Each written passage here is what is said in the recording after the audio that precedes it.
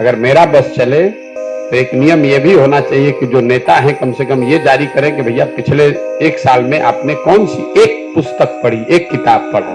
तेजस्वी यादव की क्या पहचान है? नौवा फेल आदमी है।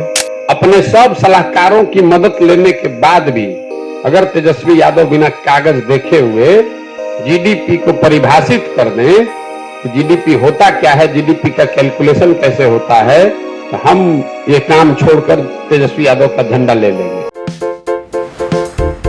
आप देख रहे हैं केवल सच।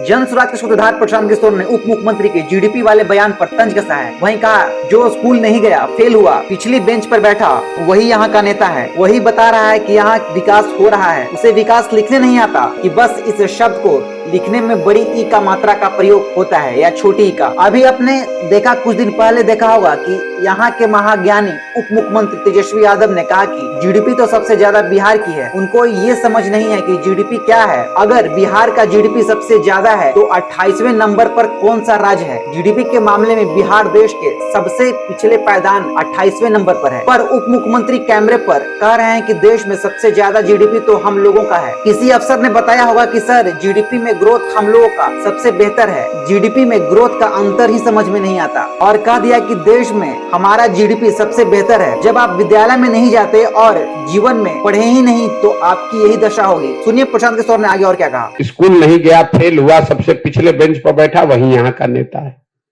अब वही बताता है कि भैया विकास हो रहा है। उसको विकास का लिखने नहीं आता है कि हर्ष ई लिखेगा कि दीर्घ ई लिखेगा, वो नहीं बता सकता है, लेकिन वो विकास का पर लंबा चौड़ा भाषण दे रहा है। अभी आपने कुछ दिन पहले देखा होगा, यहाँ के महाज्ञानी उप मुख्यमंत्री तेजस्वी यादव ने कहा कि जीडीपी तो सबसे ज्यादा बिहार का है। उनको ये समझ में ही नहीं है कि जीडीपी है क्या। अगर बिहार का जीडीपी सबसे ज्यादा है तो 28वें नंबर पर कौन है भैया? जीडीपी के मामले में, पर कैपिटा जीडीपी में आप देश में सबसे पिछड़े 28वें नंबर पर है।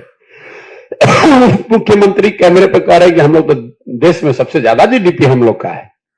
हुआ ये होगा कि किसी अफसर ने बताया होगा कि सर जीडीपी में ग्रोथ हम लोग का सबसे ज्यादा है, तो जीडीपी और जीडीपी के ग्रोथ का अंतर ही नहीं समझ में आया, बोल दिया कि जीडीपी देश में सबसे ज्यादा है। तो जब आप विद्यालय में नहीं जाते हैं, जब जीवन में पढ़े नहीं, तो यही आपका दशा होगा। पिछली बार कब इन लोगों ने एक किताब पढ़ी होगी, वो इनको जारी करना चाहिए। जैसे सरकार का एक मैंडेट है ना कि भाई आपको बताना है कि कितना पैसा आप कमाए, आपका संपत्ति में क्या घट बढ़ हुआ। अगर मेरा बस चले तो एक नियम ये भी होना चाहिए कि जो नेता हैं कम से कम ये जारी करें कि भैया पिछले 1 साल में आपने कौन सी एक पुस्तक पढ़ी, एक किताब पढ़ा। इन लोगों को क्या मतलब है इस चीजों से? गया, उलूल जलूल बकवास किया, लोगों को जाति धर्म में बांटा, पैसा शराब बालू का काम किया, पैसा वसूल के टिकट बांटा, जात के नाम पर लोग गरीबी में मजबूरी में वोट दे देते हैं, उसके बाद नेता बनकर ज्ञान दे रहा है। जीडीपी का फुल फॉर्म अगर बिना कागज वगज देखे हुए तेजस्वी यादव लिख दें तो हम लोग मान जाएंगे कि भाई जीडीपी होता क्या। जरा खड़ा होकर बताइए जीडीपी क्या होता है, बिहार का कितना है, कम है, ज्यादा है, छोड़ दीजिए।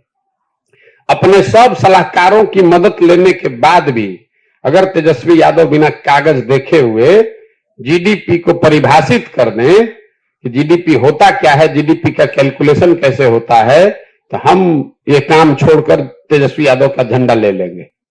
वो पहले 4 दिन तैयारी करके खाली कैमरा पर आकर समझा दें कि जीडीपी कैलकुलेट कैसे होता है। ये क्या बताएंगे जीडीपी की बात?